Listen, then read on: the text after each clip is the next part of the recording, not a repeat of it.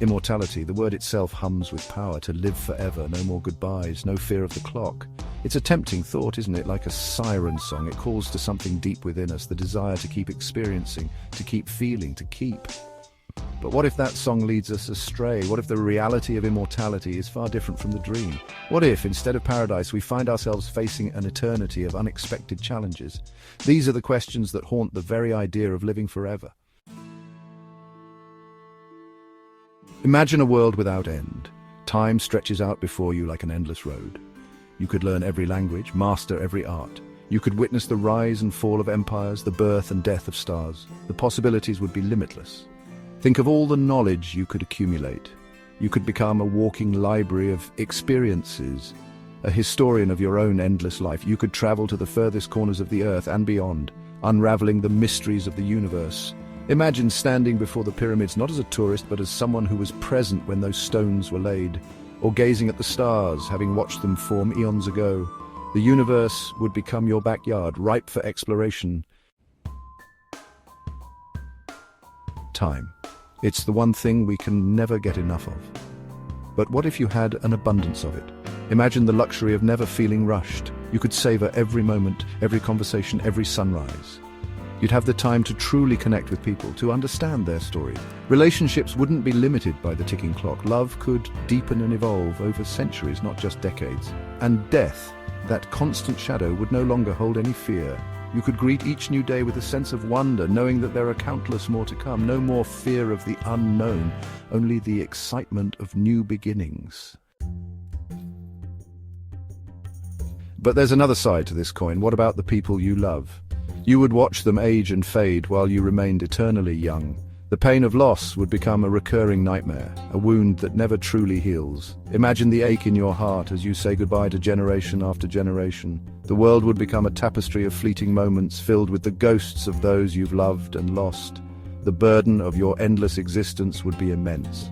And what about the world itself? Would you grow weary of its cycles, its endless repetition? The sun would rise and set.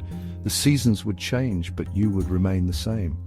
Would you eventually feel like an outsider, a relic from a forgotten past?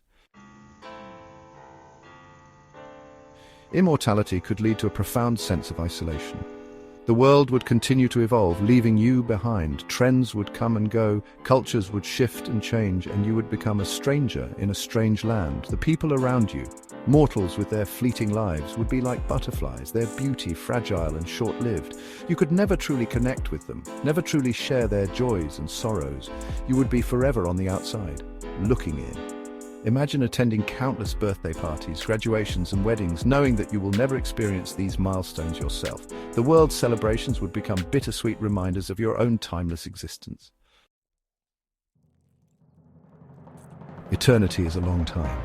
Would you eventually grow tired of it all? The sunrises, the sunsets, the changing seasons, would they eventually lose their luster? What would you do with all that time when every experience has been had, every story told? Imagine the crushing weight of endless time pressing down on you. With no end in sight, would you find the motivation to pursue new goals, to seek out new experiences, or would you succumb to apathy, adrift in a sea of endless days? The burden of immortality wouldn't be physical, but existential. The very concept of purpose, of meaning, is often tied to our finite existence. Without an end, would life itself lose its significance? Perhaps immortality wouldn't be a case of pure bliss or utter despair. Maybe it would be a complex tapestry of both, a bittersweet symphony of joy and sorrow, of wonder and weariness.